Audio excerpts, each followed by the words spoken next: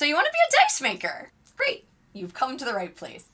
My name is Sam. I am the owner and dice maker over at Artemis Dice Company. I have been making dice for a little over 2 years, and I have a pretty decent following over on TikTok and Instagram.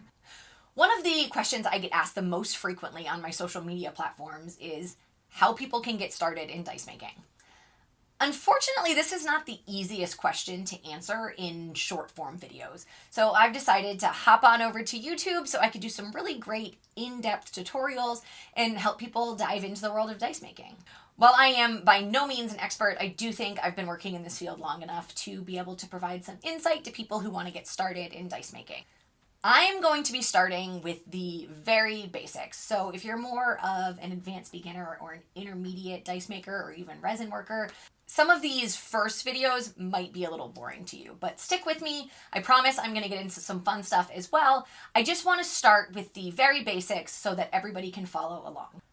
Along this journey, I'm going to try to reach out to the community. I would love to hear any questions you have about dice making so that I can answer them. And eventually we're even going to make a set of dice together that I will, when it is complete, give away to one of you. I want to first go over what you are going to need to become a dice maker.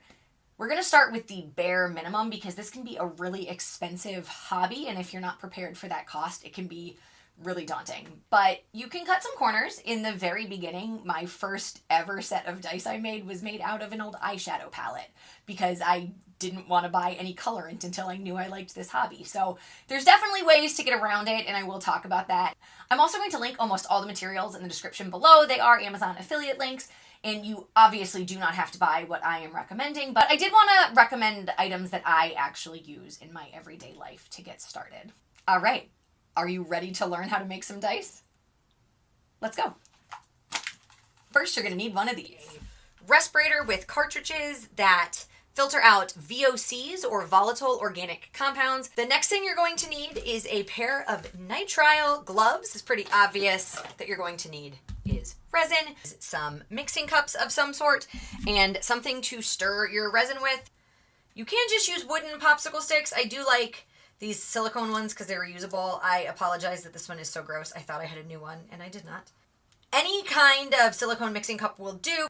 I do like this size as opposed to the larger ones because I find the measurements a little more accurate.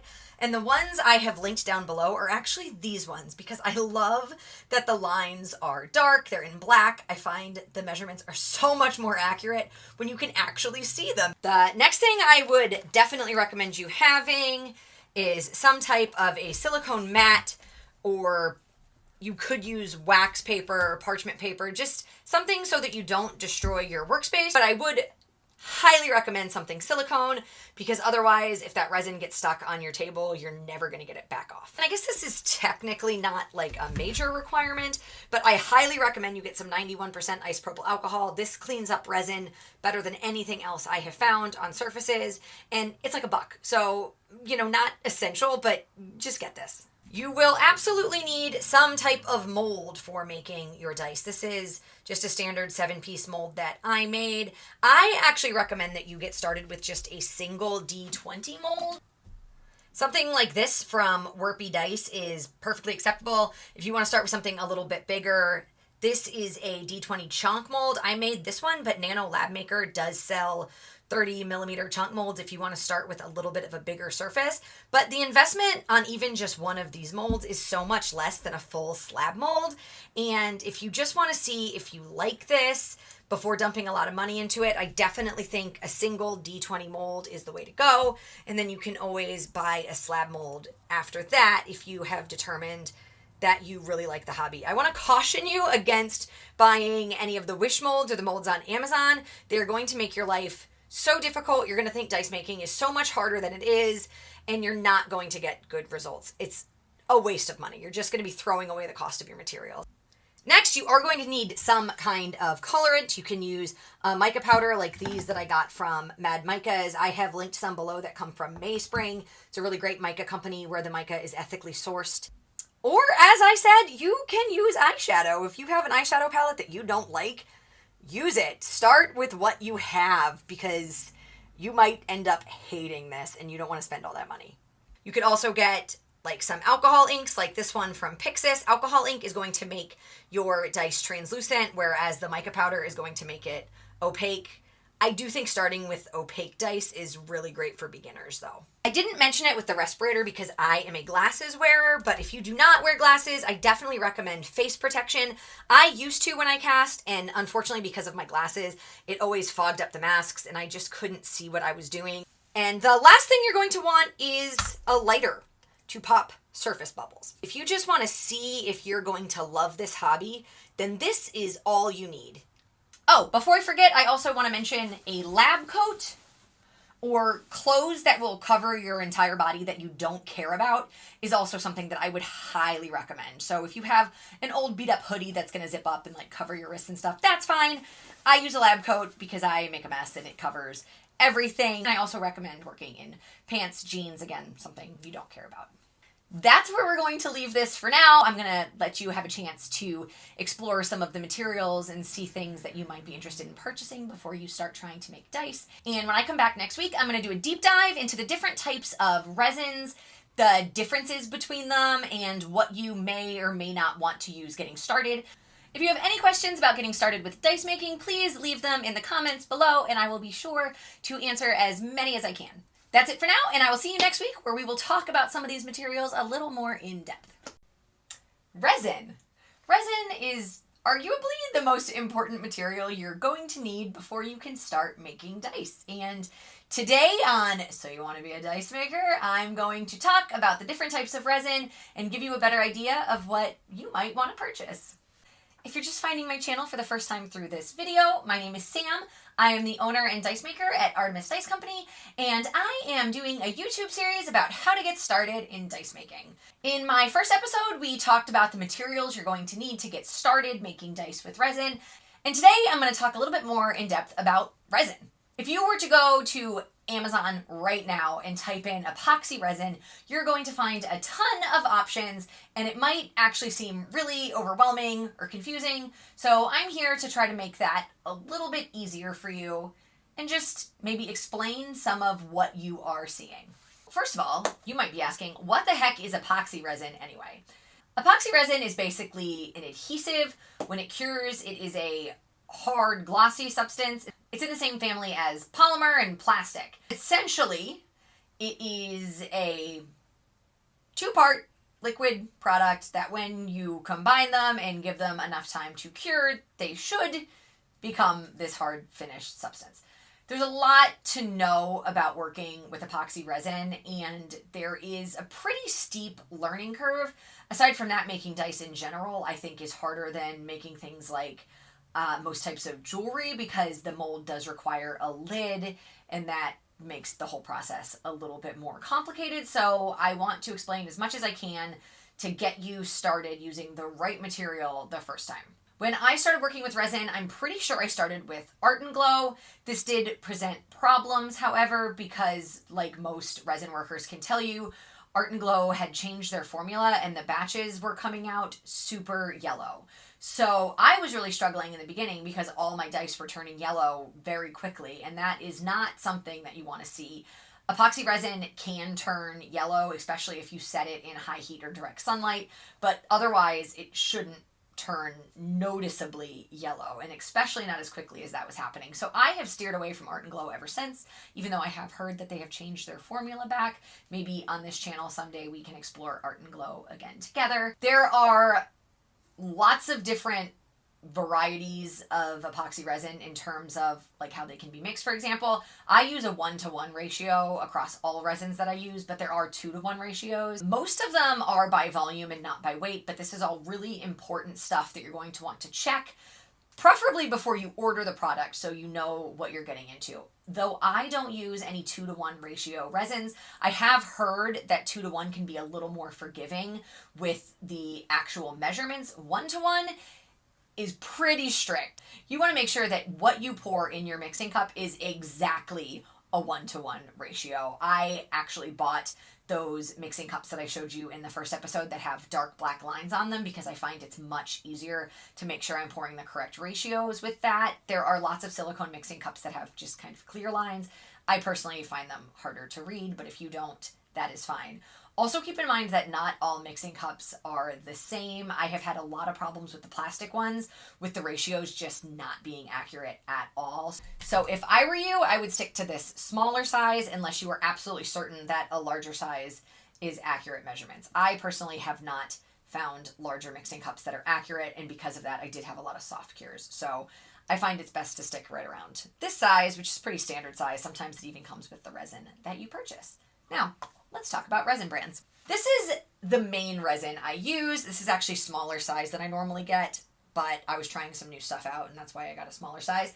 I think it's called Paduo. I'm sure I'm saying that wrong. You can find this on Amazon. This was one of the first resins I found after I abandoned Art and Glow, and I stuck with it because I just love it. I have had zero problems with yellowing for the entire 2 years that I've been using this product, and I do have dice from my early dice making days that I made with this resin that I either just never sold for flaws or because I kept them for myself, and they are still not yellow. I find this resin gets really, really super hard, and it cures pretty quickly.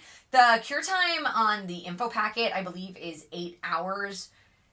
That's still going to be a soft cure. I normally don't demold these for at least 15 hours, and if it's colder, I'm going to wait a full 24 hours. But I do like that it's got that 8-hour cure time because especially like in the summer when it's hot, I can demold a little more quickly, and that's great. Any of the resins that say a full 24 hours to demold, a lot of times I'm waiting 36 hours to demold them. So keep that in mind. The longer the cure time, the longer it's going to take before you can demold them.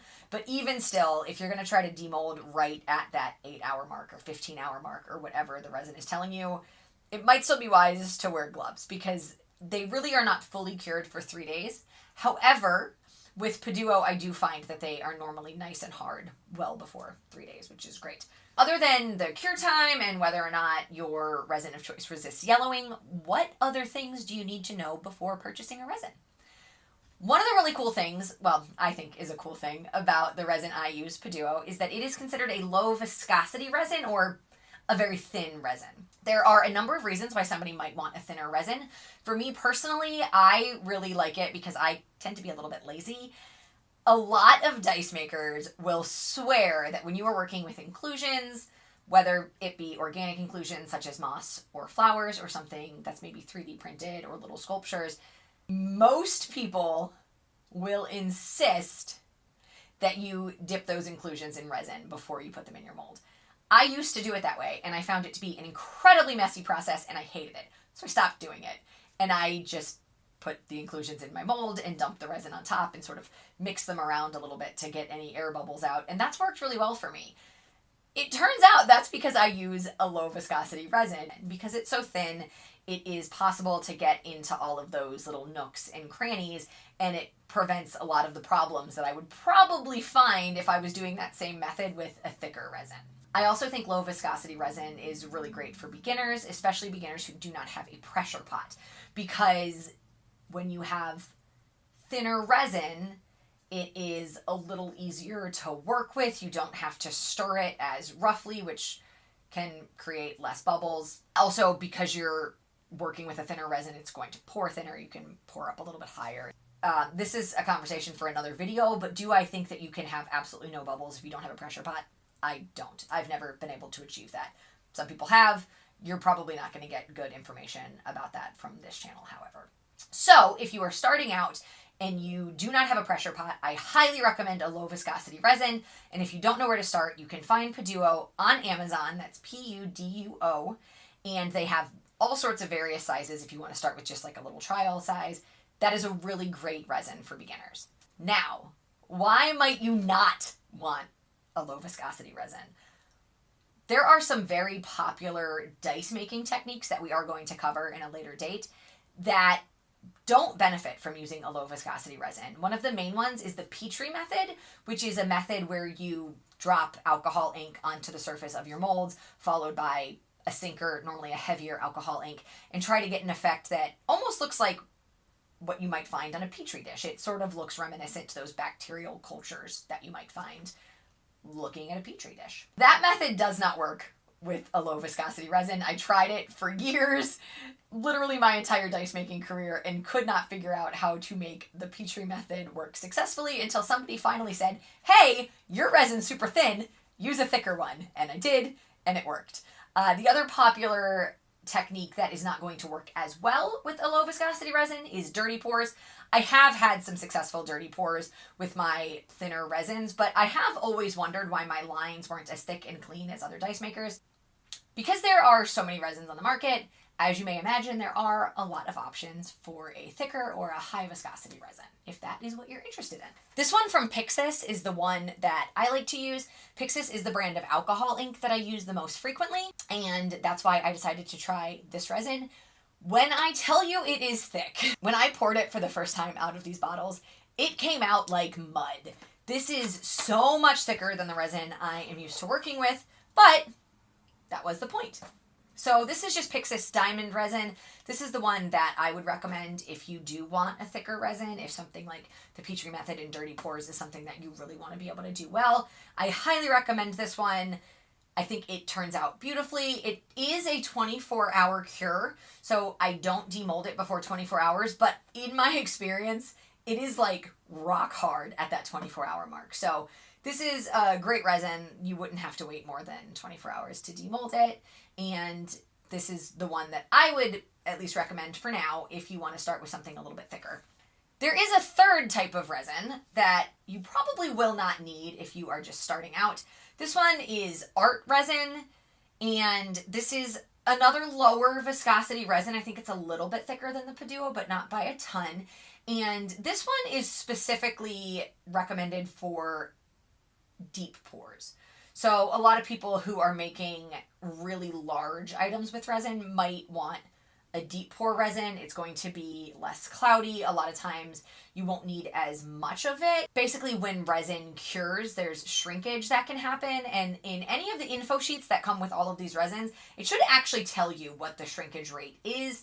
But this one's a little bit lower. So when you're working with a really big mold and it's curing, you're going to lose more resin to shrinkage. So you're going to want a lower shrinkage rate to help prevent that. So that's the other thing a deep pour resin does. I personally am not loving this resin. The last couple bigger pours I've done have been really bubbly.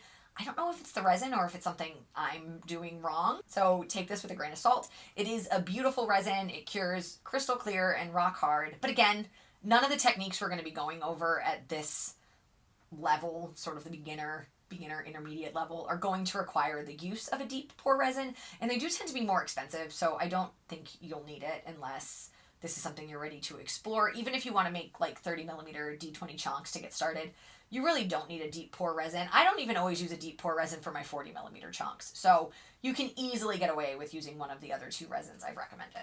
Now, of course, there are lots of other resins on the market, and just because I haven't tried them all does not mean they're not good. Another one I can recommend is Alumilite. Alumilite was another resin that seemed to be thinner or lower viscosity, and it did have a pretty low shrinkage rate. So that is another really good thing about Alumilite, if that is the way you want to go. And I have posted Amazon affiliate links down below in the info. If you are interested in any of these resins, you can just find them on those links. And feel free to choose any of the ones that strikes your fancy. Just because I didn't mention it does not mean it's not a good resin, but hopefully the information I have given you will help you make a more informed choice and know sort of what to look for in terms of thickness, cure time, ratio. It's not going to probably mention yellowing in the listing, but in general, cure time, shrinkage rate, and ratio 1:1, 2:1. Those are all going to be really important things to consider for what's going to work best for you when you are working with your resin. So just keep those things in mind when you shop. One more note about resin before we leave this video. I know I mentioned it briefly in the first video, but you are going to find in almost every resin that you buy, it's going to say that it is non-toxic. They can get away with saying that because resin is non-toxic once it is fully cured. Before it is cured, resin is toxic. It is not safe to be around without a mask and gloves. The only reason I'm not wearing gloves today is because I thoroughly wiped down all of these bottles before I touched them to make sure they were free of any excess resin drips. Even if you're just handling your resin bottle, it's a good idea to have gloves on. Disposing of resin is also something that you're going to need to be cognizant of, since uncured resin is toxic. You can't just go dump it outside in your backyard. That is terrible for the environment. So any remaining resin that you have in your resin bottles that you don't use, a lot of times you're going to end up with extra hardener, for example, or any projects you have that soft cure, and just any issues that you have when you are left with uncured resin. You need to find wherever you dispose of toxic chemicals in your area. This is normally going to be a hazardous waste facility, but you can Google it. It might be a little bit different depending on where you live. So please make sure you are doing the environment and yourself and those around you a favor by disposing of unused resin properly. It cannot just go in the garbage. All right, that is it from me today. When next we meet, we're going to be talking about molds. I'm going to do a little review of some of the molds I have bought from various mold makers on Etsy, and we're going to talk about what my favorites are, things that I like, things that work well, things that maybe don't work as well in certain molds. And I'm just going to give you some recommendations of where you can get started if you are shopping for molds. As always, if you have any questions, please leave them down below in the comments, and I will try to answer as many as I can. If you like this video, please go ahead and give it a like, and also subscribe if you want to see more videos like this, because I'm going to be doing this all month long. Thanks for coming along on this journey with me. So you want to be a dice maker? You're going to need a mold. This may seem like an easy thing, but once you really dive into the world of dice making, it doesn't take long to realize how confusing molds can be. Where do you buy them from? What kind of material works best in them? Should you just make them yourselves? What about those super cheap ones on Amazon? I'm going to try to break some of this down for you. Last year, when I first moved into my new house, I did a mold review of a bunch of different mold makers on Etsy, and so I'm going to be sharing some of that footage with you today on this channel in hopes that it can help make your decision on where to buy molds from a little bit easier. I know we're already on the same page, and we're not going to buy these terrible molds from Amazon. We're just not. I promise, at the end of the day, they are so much more trouble than they are worth. The lids are such a pain in the butt to get on. You need pipettes to fill them up.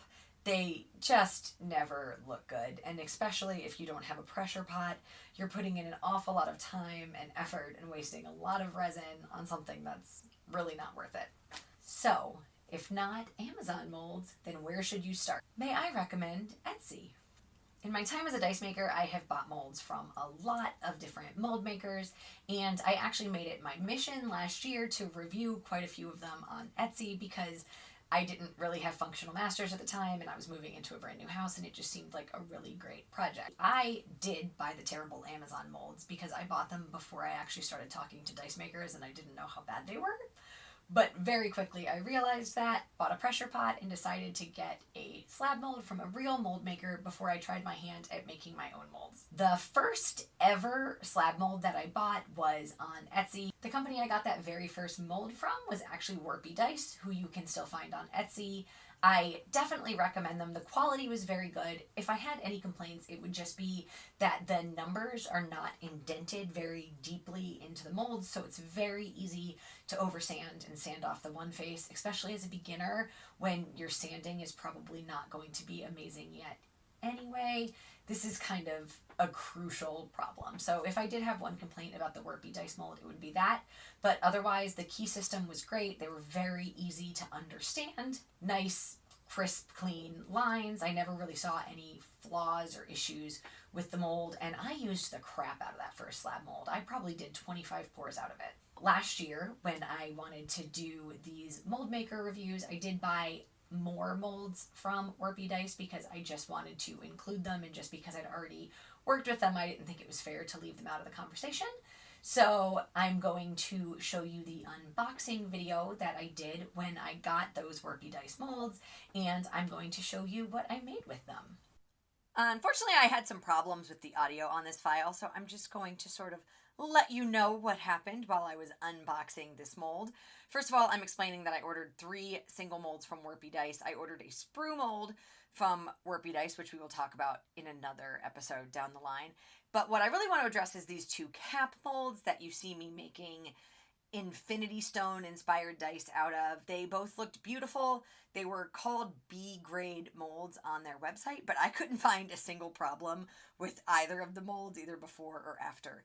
The demold, everything looked really crisp, and the shine was really nice on Warpy Dice. I do normally just have to polish the one face. That one ends up being matte because of whatever mold release they use, which is fine because you have to polish that face anyway, so it's really not a big deal. Everything looked great, and I can tell you I have used these molds many times since this, and they are still holding up really well, so that is just another indicator that Warpy Dice has really fantastic quality. Another mold maker that I bought from was Druid Dice. I wanted to review at least one chunk mold, and so I thought Druid Dice was a great place to start. I'm going to show you the unboxing video for that one as well. I do want to point out in that unboxing video, you saw me looking very confused at the key system and then finally figuring it out and not really stressing about it. Unfortunately, when the mold is full of resin and it's just really covered, it's very hard to see the keys, and the first time I used this mold, I actually got really concerned I wasn't going to be able to line the keys up.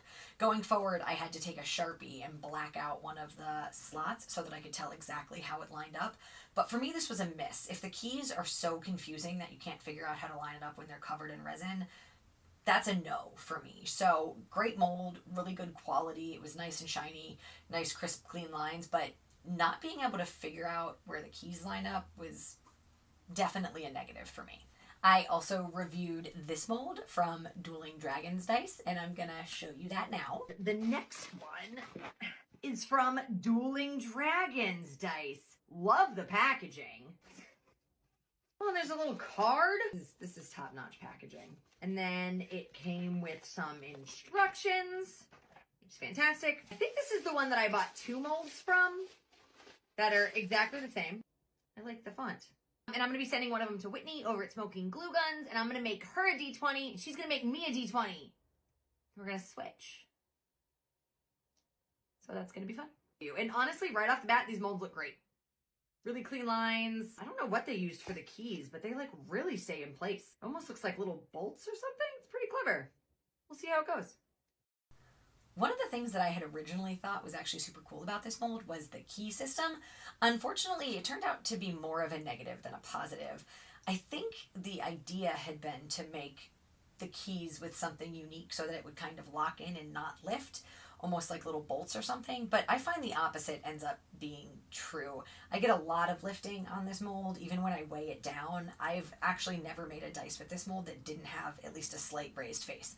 So that's another bummer for me. It has been a year. I don't know if they've changed their key system in that time, but just something to note. And this is another one with pretty shallow numbers, although I do love the font. It's very simple and nice and clean. The last was this slab mold from Orbital Dice, which I hadn't ordered a slab. I ordered a single mold, and I think they messed up my order, but I wasn't mad about it. I will say it's a great slab mold.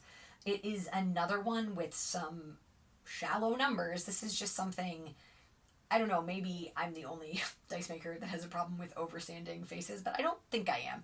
And I think especially for beginners, which is a lot of the people I know that are buying from mold makers are newer to the hobby, I just feel like having the shallow numbers is always going to be a negative. That being said, it's a great font, easy to read, not too bulky, pretty easy to ink. Again, it is a little shallow, so sometimes the ink just kind of pops right out. And otherwise, it's a great mold. I don't love making molds with silicone this squishy, but I will say using them is great. So, like, if somebody else is going to make it for me, that's perfect. But when I'm making them, I just like them to be a little bit firmer. Otherwise, I find that I make more mistakes in the actual making process. I will go into mold making in depth down the line. We're just not going to do that now because getting started, I do highly recommend you just buy a mold. You can learn how to work with silicone once you've figured out how to work with resin. Now, they are not on Etsy, so they got left out of my original review because I was just reviewing mold makers on Etsy, but my absolute favorite mold maker is Nano Lab Maker. I actually still have Kaylee make me molds to this day. In fact, I just got one in the mail today that I'm so excited to use. And that was out of my own masters, of course, but Kaylee does make them using her own master dice for anybody who is interested in buying molds, and I cannot recommend her enough. Her numbers are nice and deep. The lines are always crystal clean.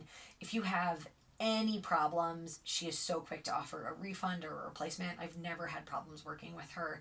And if I had to just pick one mold maker in this series, I would say this is the one you should definitely go with. She offers full slab molds. She also sells petite dice and tiny dice, which not recommended for beginners.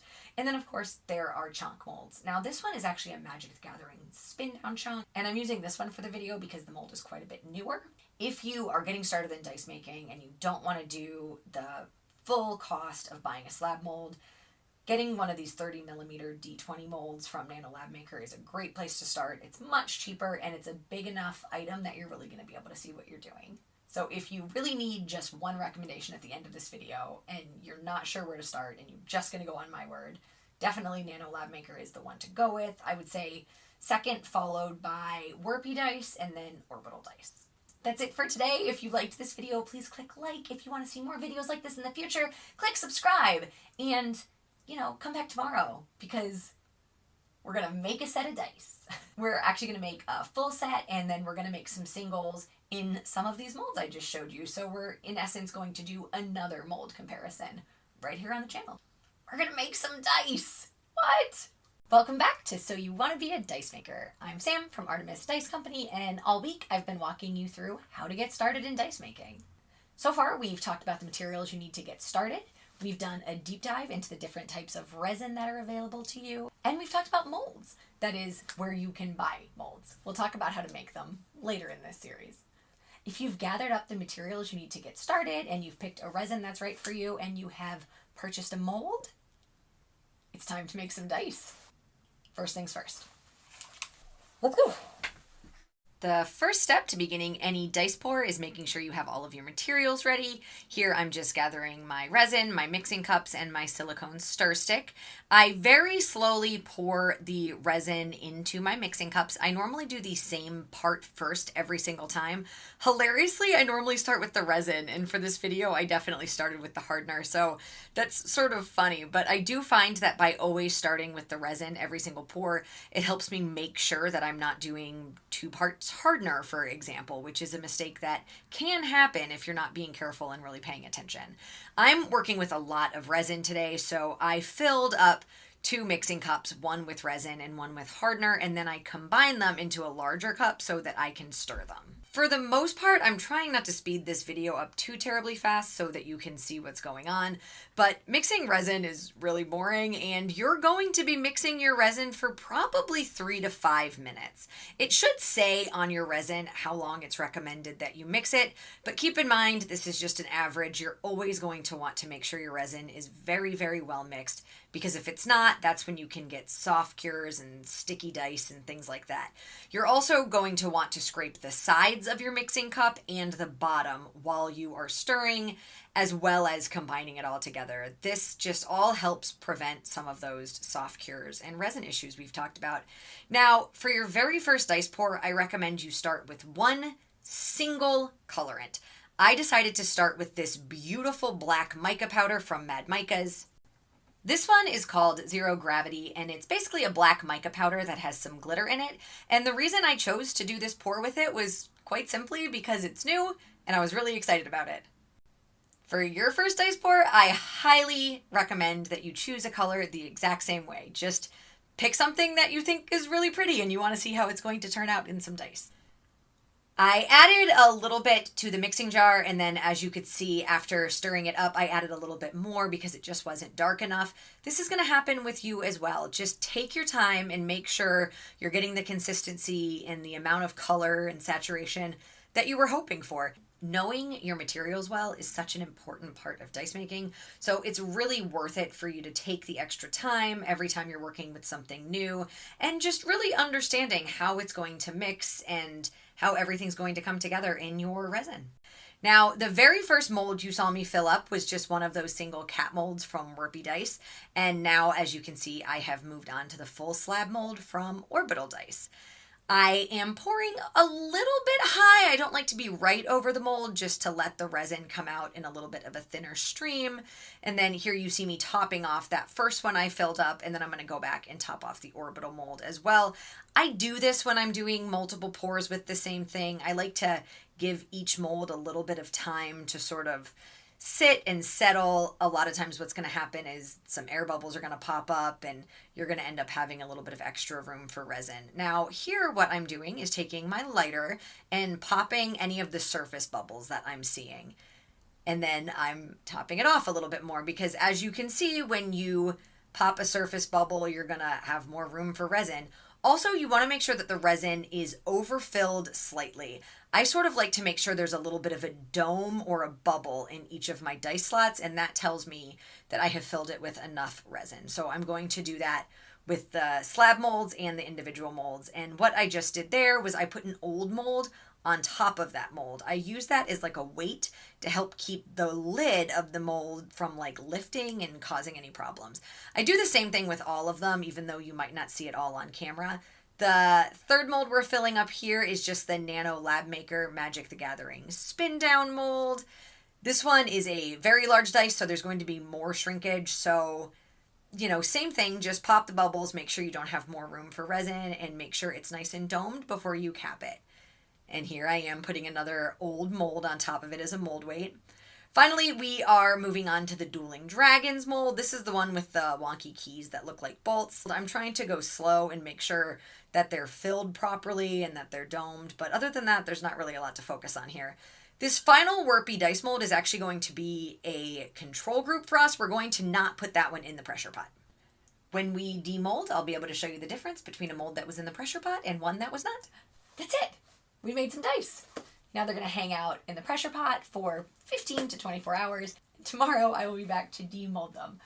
We can talk about any problems that may have arisen, and we will compare the different molds. I'll also be sure to show you some nice close-up shots of the finished product so you understand what you're looking at, and we'll talk about the next steps. Thank you so much for joining me. If you like this video, please click like. If you want to see more videos like this in the future, please click subscribe. And if you have any comments about anything you saw in this video today or any of the previous videos, please leave a comment and I will be sure to answer as many questions as I possibly can. Thank you so much for joining me, and I cannot wait to check out our dice tomorrow. Welcome back to So You Want to Be a Dice Maker? Today we are demolding the dice set that we made yesterday. It has been just about 18 hours, so they should be ready to come out of the pressure pot, and we're going to take a look and see how they turned out. When you first remove the lid off of your dice set, you're probably going to hear some crackling noises. That's because of something that we call flashing. The flashing is basically the excess resin that you didn't need in the dice mold, so it's sort of poured out and is all over the top face of the mold. Depending on how much you overfilled your dice mold, you're going to have more or less flashing. Hopefully, it's going to be very thin. Thick flashing is a sign of problems with your dice. So right away, we can see that this D6 came out perfectly. There's no signs of any raised faces. The flashing was nice and thin, so I wasn't really expecting to see any raised faces with this. Also, there are no voids evident just from this cursory glance. Obviously, as I demold the dice, I take each one out and I make sure to check for any voids or other types of flaws that may need to be repaired. But so far on this 7-piece set, they are looking good. They're still very shiny, as you can see. I haven't used this mold a ton, but I have used it a handful of times. And so the fact that the dice are still so shiny right out of the mold is definitely a plus side on this mold from Orbital Dice. Nice shiny dice is definitely what you want to see coming out of the mold. Also, I did mention in the mold review how sort of springy this silicone is. You can definitely see that in this demold. It just comes right apart. It is so easy to demold. I don't know what silicone this is, but it really is fantastic for working with in terms of demolding. As I've said, when I make molds, I like to use a firmer silicone, but that's just because with squishier silicones, I personally make more mistakes with like the cap and stuff. For people who are really, really good at mold making, this squishy silicone definitely has a lot of pros. I'm not getting pain in my knuckles, even though I have arthritis. And that does happen a lot with my firmer silicone. So I will break down some types of silicones more in a later video. But for now, I did want to mention just how springy this one is because I did mention it previously. Next up, we're going to be demolding the Jumbo Spin Down dice from Nano Lab Maker. As you can probably see, this one had some issues right away. There is a big hole, or what we would refer to as a void, right on the top of the dice. It does cover the one face, but there is a little thin layer protecting the indentation from that number, as you can see right here. So this actually may be patchable with some UV resin. I can save that for a later episode. We're not going to get into UV patching today, but this dice might be salvageable. I was disappointed that it was a fail, but I was also kind of glad because you get to see what that might look like. Next up, we have the two molds from Warpy Dice. Don't forget, one of these did not go into the pressure pot and the other one did. And I intentionally wanted to do it with these two molds so that you could see with very, very similar dice what a big difference a pressure pot can use. So I don't know if you can tell from this angle, but it is the one on the right that I'm demolding now. That was not in the pressure pot. So I'm just going to put up a little warning here in case this is triggering for you. There are going to be a lot of holes in this dice, and you can see them right here. I'm trying to hit them with some light so you get a really good idea of what they might look like. They are very small, but in my opinion, they are far too severe to make this a sellable dice. You could certainly use it for your own needs, but it's not going to be good to sell. Now, this one here is the one that was in the pressure pot. So you're seeing that nice, beautiful, shiny finish.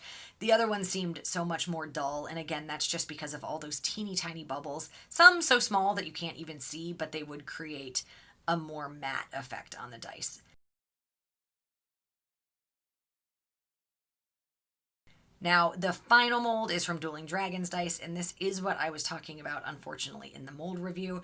I have never had a pour from this mold that didn't come up with at least a mild raised face, and that's what we're seeing here. I could actually tell before I even took the lid off, and that is not a great sign. This is actually a pretty bad raised face, and I did squish it down very hard, and I did have an old mold on top of it to act as a mold weight, and that's really about all you can do here. However, this is another case of I'm glad this happened so that you got to see what it looked like firsthand in this video. So you may be wondering now what the next steps are for each of these dice. Well, we're going to let the dice chill out for a minimum of 3 days just to make sure they are completely, fully cured. And once that happens, we can actually go ahead and sand them down, clean up any rough edges, and then polish them up. So I'm going to show you a little bit about how we do that tomorrow. I'm just going to be doing it on the full set. We're not going to address any of the singles right now because I just don't want to be overwhelming in any way. And so, thanks to the magic of filmmaking, I can assure you that by tomorrow's episode, it has been at least 3 days, and we can go ahead and polish them up. I'm going to show you what I recommend for beginner polishing tips. This isn't going to be anything too crazy. All you're going to need is 1 pack of Zona papers. I have linked that in the description below if you don't know what that is. But that's all you're going to need.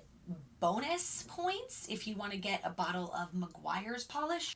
This one works great. I'll link that in the description below as well. You don't need to have this, but if you want to get it, it will make the finish of your dice a little bit better. So come back tomorrow and I will show you how to polish up this beautiful black sparkly dice set that we have made together. If you like this video, please click like. As always, if you want to see more videos like this, please click subscribe and keep your comments and the questions going. I'm having a lot of fun answering your questions, and I'm also planning on doing a longer video where I will address many of them in full-length video form with like visual aids so you can really see what I'm talking about. That's it for today. I'll see you tomorrow. Welcome back to my channel, friends, and a huge and very special thank you to all of you who have been with me this entire week. This has been so fun launching the channel with a week-long tutorial series, and I really hope you've enjoyed watching it as much as I have enjoyed making it for you. Today, I'm going to show you how to sand and polish the set of dice we just made.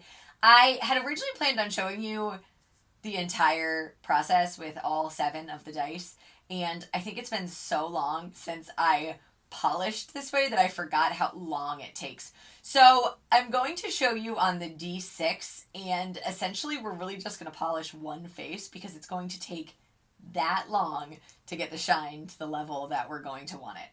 Now, this method I'm going to show you is a very beginner-friendly method. This is not necessarily how I still polish my dice. Today, I have done a lot of things differently. I've gotten things like a vibratory tumbler and a Dremel, for instance, since I became a dice maker. But in the beginning, this is how I did it, and it's definitely how I recommend you get started with your polishing, because adding any other expensive gear like a vibratory tumbler just seems like a waste of money at this stage. And a Dremel actually has a pretty steep learning curve. You can definitely ruin your dice with one. So this method, while maybe a little bit more time consuming, is a really great method to get started in this craft and learn how to polish your dice. I'm going to keep this video at a pretty slow speed so that you can keep up with what is going on. Before we get started, you're going to want a nice flat mirror or piece of glass. This is just a tempered glass cutting board. You're also going to want a cup of water, some gloves, and the Zona papers we discussed in the last episode. As you can see here, the Zona papers do come as a full sheet, so I'm going to cut them up to fit my cutting board. Depending on what you're using as a flat surface, you might not need to cut them this small, or you may need to cut them smaller. It's really whatever works best for you. A lot of people also just do one Zona paper at a time and do all of the sides with that paper before moving on to the next step. I personally don't like to do it that way. I find this way is a little more time effective, and if I make mistakes or I'm not super happy with the polish of one of the sides, it's really easy to just go back and fix that mistake. Obviously, it's up to you. It's completely whatever your preference would be in this situation. So here you see me just laying out all of the Zona papers, making sure they're spaced pretty well, and then I use painter's tape to attach them to the board. Because painter's tape is used to moisture, because it's designed for, well, paint, it's going to hold up really well against the water that you're going to be using for polishing. Then you're going to make sure you put your gloves on, and if you're going to be using a polishing compound, go ahead and grab that and get that ready too. I am going to start on the one face. That's definitely the one on each of these that needs the most work. That's because the one face was right up against the cap, so that's where all of that flashing pulled off. So you're always going to probably see the most problems with the one face.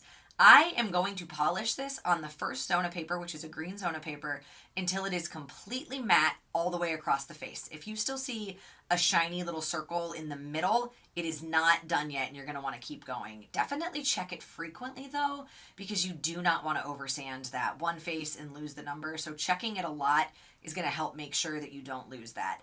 This is going to be most important on that first green Zona paper and that darker blue that you see right next to it.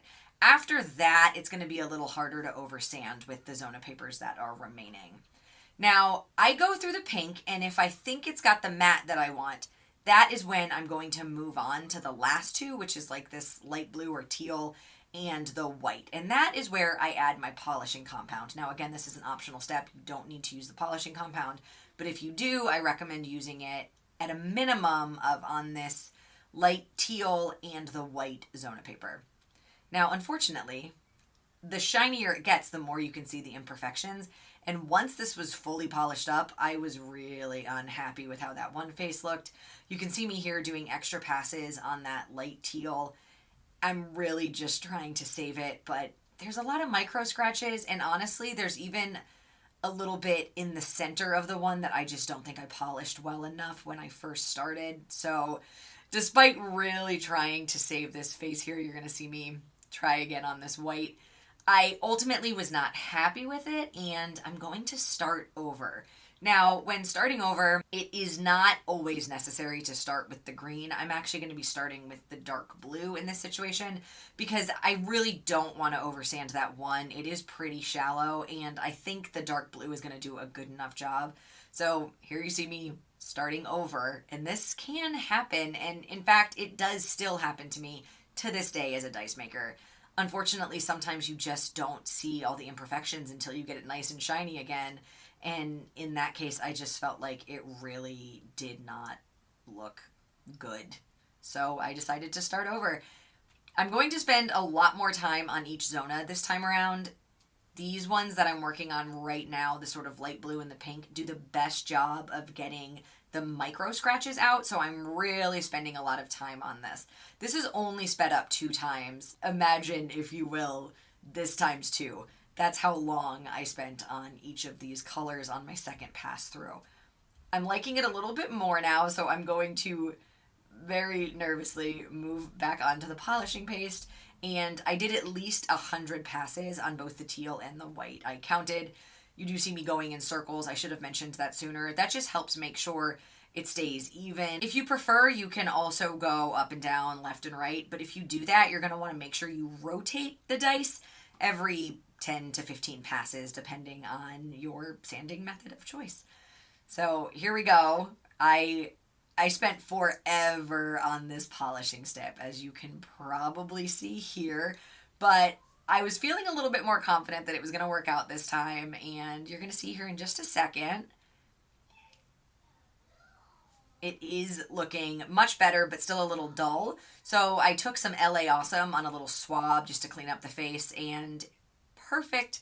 This is the polish that I was looking for. There are still some micro scratches. I'm really blasting it with light so you can see them. That's not unusual, but that is at least a more acceptable level of micro scratches, in my opinion.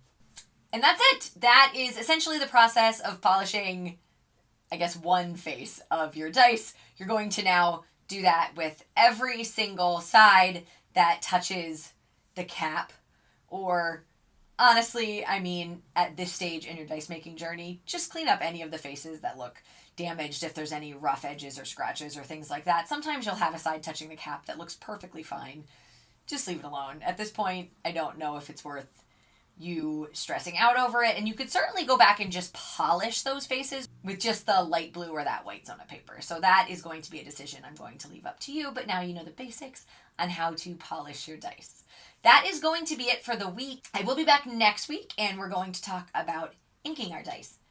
I still haven't completely finalized my schedule, but I will definitely have new episodes every Wednesday right here on my YouTube channel. There is a possibility that I'll have them Wednesday and Friday if I can come up with enough stuff to talk about. But for now, expect this So You Want to Be a Dice Maker dice making series to be on Wednesdays at 8 p.m. right here on YouTube.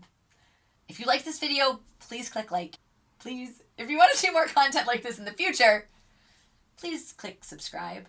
And if you have any questions about anything you've seen so far or in today's episode, please leave me a comment and I will be sure to get back to you just as quickly as I can. I am still planning a video that's going to be addressing a lot of your questions, so look out for that in the future as well. And I will see you next Wednesday. We will ink this set of dice and I'm going to talk about how you can win it. So you made your first set of dice and you polished them. Now what? Obviously, those numbers are looking a little hard to read, so it's time to put some ink on them. If you have been with me since the beginning of my So You Want to Be a Dice Maker tutorial series, you are now ready to ink your very first set of dice. I posted a video on all of my social medias and asked people to choose what color I should use for this black sparkly set of dice. And the responses were so incredibly varied. I was only going to choose the top 6 colors, but I ended up doing 7 because purple and blue tied for last place. Gold and silver were by far the most popular choices. I really didn't think I was going to be sold on either of them for this set, but I do have to admit I started with the gold and I actually thought it was really, really pretty. I have to be honest with you all, I do not have all of the colors that people suggested. I don't have a lot of neon colors, for example, or any bright fluorescence. If I'm being completely honest with you, those colors are just not in my wheelhouse and I don't make a lot of dice that would be suitable for them, so I wasn't going to run out and buy all of those colors just for this video. I do want to take a minute and just explain what I'm doing here. So oftentimes when I cannot decide on a dice color for a set of dice I'm working on, I will choose all of the colors that I'm sort of floating around in my brain and put them on a single dice, like a D6 or a D8, for example. And once I have it on one face at least, I can sort of take a better look at the die and see if one of the colors is really popping out to me. So that's exactly what I'm doing here. The only difference is instead of colors I chose, these are all colors that were chosen by the chat in my various social media platforms and also right here on YouTube. I honestly don't know why I did this on a D6 when I knew that I was choosing 8 colors. I should have done it on a D8. I don't know what I was thinking, but you sort of see the process. I took all of the colors and set them aside, and one by one, I'm just putting a little dab on my makeshift palette. This is just a wood block because I didn't have any clean palettes. And I'm just putting a little bit on the face of the die, wiping it off with a coffee filter, and then seeing how it looks. Now, right here, I had the first 6 colors down, and just from this first pass through with these 6 colors, I knew I was not going to pick silver. Silver overwhelmingly had the most votes, and I just hated it. I thought it looked so flat and boring up against this black sparkly set, and I knew I wasn't going to go with that. Now, right here, this teal is the only color I chose. Only one person voted for it, and it was actually the color that I had planned. So I had to try it out and just see if my theory was correct. And I have it beside the purple, which came in last place. And I gotta be honest here, I went ahead and compared everything, all of the colors. I did really like the gold. I think the gold came in second in my mind, but I ended up going with the purple. I know it came in last place, but I just thought it looked so good. And a lot of the sparkles that were just naturally in this mica powder seem to gravitate to something a little more colorful. Like you can see shifts of teal and purple and maybe even a little bit of pink in there. So I had to go with the purple. I'm so sorry. I know it came in last place, but I gotta trust my instinct here. Now that the color has been selected, it is time to move on to the main topic of this video, which is how to ink your first set of dice. Now, I'm showing you on the D20, and I did 5 sides all at the same time and then wiped them off individually on this little coffee filter. This is actually a trick I picked up from my friend Kat over at Cultured Swine Dice, who also has a YouTube channel, and you should definitely check it out. But basically, she uses a coffee filter instead of a paper towel because it's less fibrous, and I definitely find that it works better. I don't always do it this way. A lot of times I'm actually super messy and just kind of slap the ink on and wipe it all off at the same time. But when I'm trying to be a little bit neater, a coffee filter is my tool of choice for removing that excess ink. The numbers on this particular mold that I used were actually quite shallow, and that is something that can be a blessing or a curse when it comes to inking. Sometimes the ink doesn't really want to stay if it's too shallow, but when the numbers are really deep, a lot of times you'll also need a second coat. This really worked out. It was kind of the perfect depth, and again, I do find that metallic ink goes in a little bit better, and I don't usually have to do a second coat as often. Your dice are finally inked, but they're a mess. There's ink everywhere. What do you do? There's actually quite a few things you could do. This method that I'm showing you is just my method of choice. It is not the only way that I remove ink from a dice. But what I have here is a little bit of LA Awesome. You can also use Windex. I've used that with great success. So if you have that a little easier on hand, that will work just fine. I take a strip of my white Zona paper and I do each face in a circular motion for about 30 seconds on every single side of every single dice. Not only does this remove any of that excess ink like you see here, it also gives it a second polish, which is great because sometimes I find that the inking process can dull the shine a little bit. Now, I've sped this video up for the rest of the sides, although I do love doing this on a D6 because it's so easy to just turn each side as you go and you're done without even thinking about it. I did mention there are some other ways you can remove the excess ink from your die. The one I actually started with when I first became a dice maker was I would use the standard strength isopropyl alcohol and a Q-tip. You don't want to use 91% isopropyl alcohol because that's too strong and it could actually weaken the bonds of your resin and make your resin go soft. So standard isopropyl alcohol, and I just used a Q-tip and I would wipe off every single side. The good thing about the Q-tip method is that you can see what you're doing while you're doing it, whereas the method I use with the Zona paper, it can be a little harder to see if you've missed anything, and a lot of times I do have to go back and do a second pass. You can also just put some cleaner or Windex or LA Awesome on a rag and just wipe it off that way. And this is the final set. I threw my macro lens on so you could really see it. Look at the sparkle in this mica powder. I actually think for such a simple set, these came out really stunning. And here is the most exciting part of this video. If you watched all the way until the end, I'm giving this set away and you can enter to win it right now. It's super easy. All you need to do to enter to win is make sure you are subscribed to my YouTube channel, and please leave a comment in the comment box below and tell me what other type of dice you'd like to see me make. If you don't know the actual names of any of the techniques, that's fine. Feel free to say something like, I want to see green dice. But I would love to know what you all want to see in this channel going forward so I can provide you with content that is the most interesting to you. The winner will be announced right here on my YouTube channel on my very next video, which will be posted Wednesday, April 12th at 8 p.m. Eastern Standard Time right here on my YouTube channel. That's it from me today. If you liked this video, please click like. If you want to see more videos like this in the future, please hit that subscribe button. And as always, feel free to leave me a comment with any questions you have about getting started with dice making.